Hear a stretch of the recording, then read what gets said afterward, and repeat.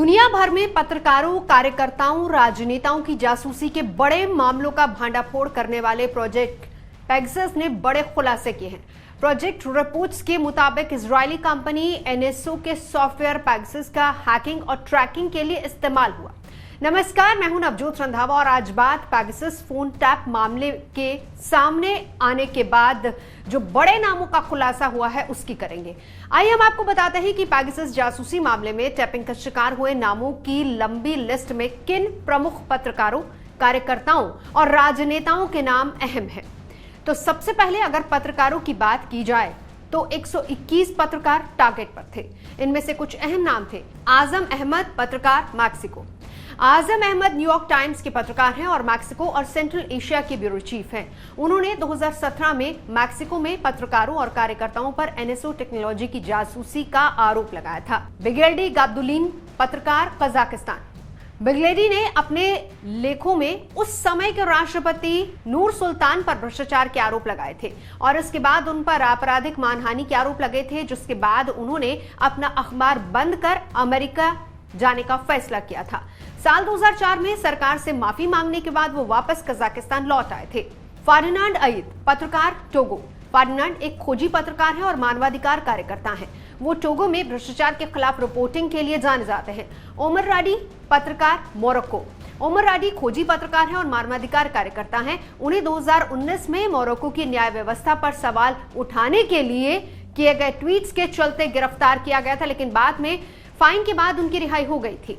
सजाबोल spiny, पत्रकार, Hungary.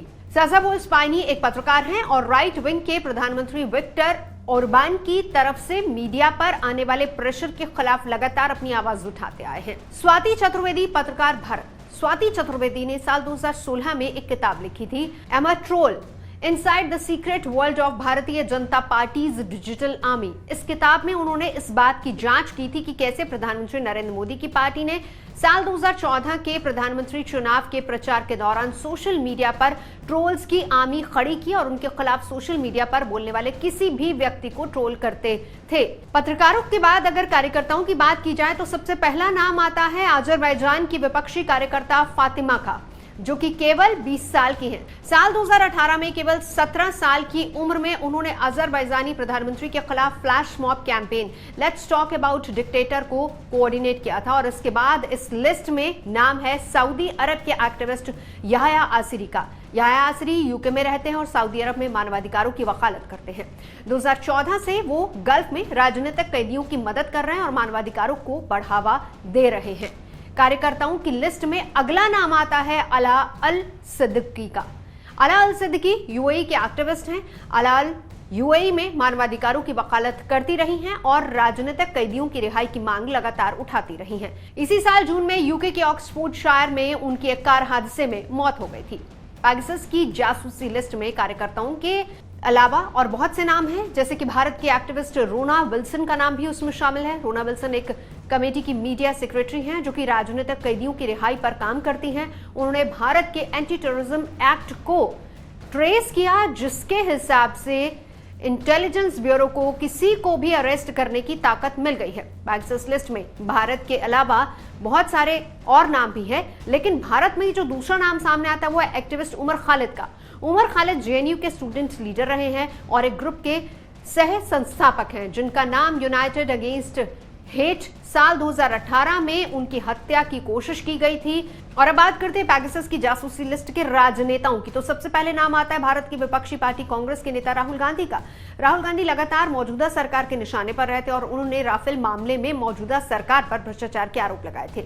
Pegasus की जासूसी में अगला बड़ा नाम आता है इमैनुअल मैक्रों का, जो कि फ्रांस के राष्ट्रपति हैं। इमैनुअल मैक्रों का नाम पेगासस प्रोजेक्ट के डेटा के सबसे बड़े नामों में एक है। साल 2019 में इमैनुअल मैक्रों का नंबर निगरानी के लिए चुना गया था। पेगासस जासूसी के निशाने पर अगला राजनेता अक्सर मामिन है, जो कि फरवरी 2019 से कजाकिस्तान के प्रधानमंत्री हैं। आपको यह भी बता दें कि लीक हुए डेटाबेस में फोन नंबर्स में मोरक्को के 3 राष्ट्रपति, फ्रांस के इमैनुअल मैक्रों, इराक के बरहम साली और दक्षिण अफ्रीका के सिरिल रामाफोस हैं। और इसके अलावा 3 प्रधानमंत्री पाकिस्तान के, जिनमें इमरान खान, मिस्र के मुस्तफा मदबौली और मोरक्को के साद एडिल अल ओथमानी का नाम शामिल है, जो कि अभी भी अपने पद पर आसीन है। लिस्ट में 7 पुराने नेताओं का नाम भी शामिल है और इन लोगों को तब चुना गया था जब ये लोग कार्यभार संभाल रहे थे। इनमें लेबनान के साद हरीरी, युगांडा के रुहाकाना रगवंडा और अल्जीरिया के नौरडिन बैडोई और बेल्जियम के चार्ल्स मिशेल का नाम शामिल है। पेगासस सर्विलांस के मामले में अमेरिका की तरफ से प्रतिक्रिया आई है। उन्होंने कहा है कि पेगासस स्पाईवेयर सर्विलांस पर अमेरिकी दूतावास के प्रवक्ता ने कहा है कि हम सुरक्षा प्रोटोकॉल, प्रक्रियाओं या फिर क्षमताओं पर चर्चा नहीं करते हैं। हम अपने कर्मियों के लिए किसी भी खतरे के विशिष्ट विवरण या फिर उन्हें संबोधित करने के लिए हमारे द्वारा उठाए गए कदमों पर टिप्पणी नहीं कर सकते।